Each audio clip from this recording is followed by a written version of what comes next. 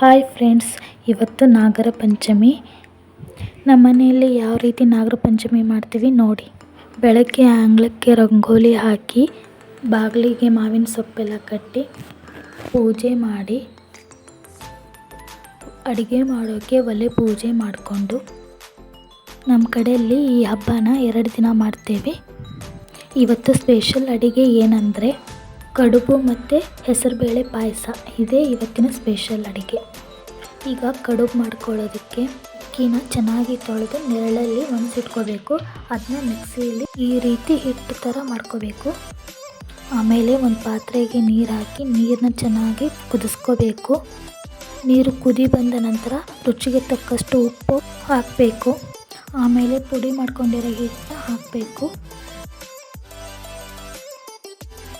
ಈ ರೀತಿ ಹಿಟ್ಟನ್ನ ಬೇಯಿಸ್ಕೊಂಡು ಆಮೇಲೆ ಚೆನ್ನಾಗಿ ಈ ರೀತಿ ನಾದ್ಕೋಬೇಕು.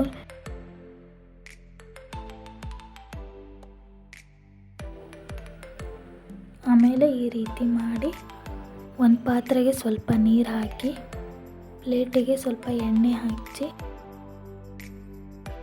ಮಾಡಿಟ್ಟಿರೋ ಕಡುಬನ್ನೆಲ್ಲ ಪಾತ್ರೆಗೆ ಹಾಕಿ ಬೇಯಿಸೋಕೆ ಇಡಬೇಕು.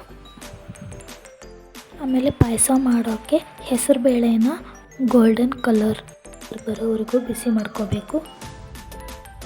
ಆಮೇಲೆ ಹೆಸರುಬೇಳೆಗೆ ನೀರು ಹಾಕಿ ಬೇಯಿಸಬೇಕು. ಈಗ ಬೇಳೆ ಕುದೀತಾ ಇದೆ. ಇದಕ್ಕೆ ಕೊಬ್ಬರಿ ರುಬ್ಬಿ ಹಾಕ್ಕೋಬೇಕು. ಸ್ವಲ್ಪ ಅಕ್ಕಿ ರವೆ ಹಾಕಬೇಕು. ಆಮೇಲೆ ಬೆಲ್ಲ ಹಾಕಬೇಕು. ಕಡುಬು ಮತ್ತು ಹೆಸರುಬೇಳೆ ಪಾಯಸ ರೆಡಿ ಆಯಿತು. ಇವತ್ತು ನಾವು ಇದನ್ನೇ ನೈವೇದ್ಯ ಮಾಡ್ತೇವೆ. ಮತ್ತು ನಾಳೆ ಹಬ್ಬದ ವಿಶೇಷ ಏನೆಂದು ನಾಳೆ ನೋಡೋಣ. ಇವತ್ತು ಮಂಗಳವಾರ, ನಮ್ಮ ಮನೆಯಲ್ಲಿ 2ನೇ ದಿನದ ಹಬ್ಬ.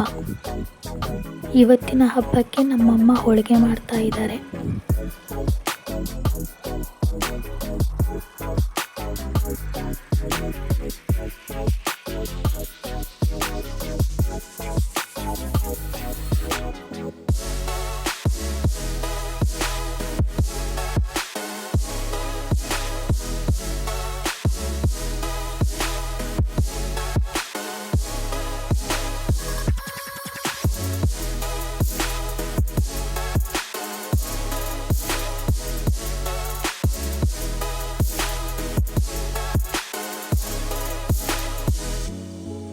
ಇವತ್ತು ಹಬ್ಬಕ್ಕೆ ನಮ್ಮಮ್ಮ ಏನೆಲ್ಲ ಅಡುಗೆ ಮಾಡಿದ್ದಾರೆ ಅಂದರೆ ಹೋಳಿಗೆ ಮಾಡಿದ್ದಾರೆ, ಮತ್ತು ಉಂಡೆ ಮಾಡಿದ್ದಾರೆ, ಕೋಸಂಬರಿ ಮಾಡಿದ್ದಾರೆ, ಅನ್ನ ಮತ್ತು ಕಡಲೆಕಾಳು, ಅವರೆಕಾಳು, ಮಡಿಕೆ ಕಾಳು ಪಲ್ಯಗಳು ಮಾಡಿದ್ದಾರೆ,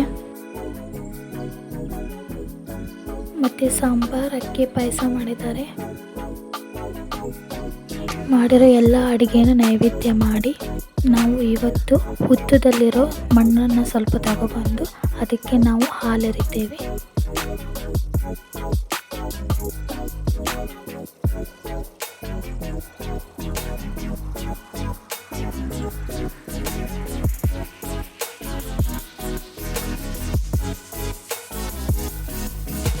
ಮತ್ತು ಬಾವಿ ಪೂಜೆ ಮಾಡೋಕ್ಕೆ ಹೋಗಿದ್ವಿ.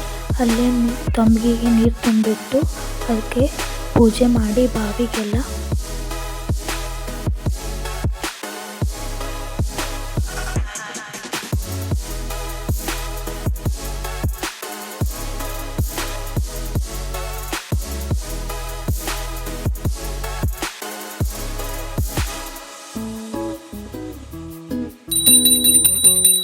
ಬಾವಿಗೆಲ್ಲ ನೈವೇದ್ಯ ಮಾಡಿ, ಮತ್ತು ಆ ನೈವೇದ್ಯನ ಬಾವಿ ಒಳಗೆ ಬಿಟ್ಟು ಬಂದ್ವಿ.